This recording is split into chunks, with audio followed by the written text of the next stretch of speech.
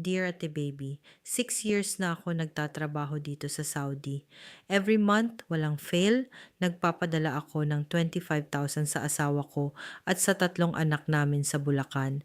Usapan namin from the start, half para sa house construction, half sa daily expenses at tuition. Ganun ang plano. Last month, tumawag ang panganay ko, umiiyak. Sabi niya, instant noodles na lang daw ang kinakain nila at 2 notice na yung school about sa unpaid fees. Tinanong ko si Mister, saan napunta ang pera? Sabi niya, mahal daw kasi ang construction materials.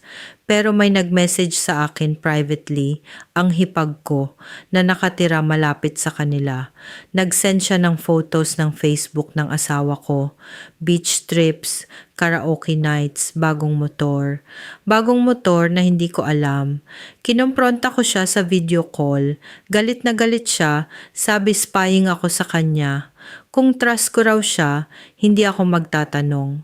Ang bilis niyang ipinilipit ang usapan, ako pa yung nagsorry sa huli.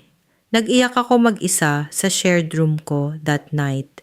Yung mga ka-roommate ko, nagpanggap na hindi nila narinig. 12 hours a day ako nagtatrabaho, 6 days a week. 2 years na hindi ko nayayakap ang mga anak ko. Pumunta ako dito para hindi sila mahirapan, tapos nahihirapan pa rin sila habang nakasakay siya sa motor na binili ng pera ko. Hindi ko alam paano ko aayusin from here. Hindi pa ako pwedeng umuwi. May 18 months pa ang contract ko. Tuwing naiisip kong itigil ang padala, naaalala ko ang mukha ng anak ko at hindi ko kaya. May naranasan din po ba kayo nito? Ano ginawa ninyo? Write a comment below. If you enjoyed this, like and subscribe.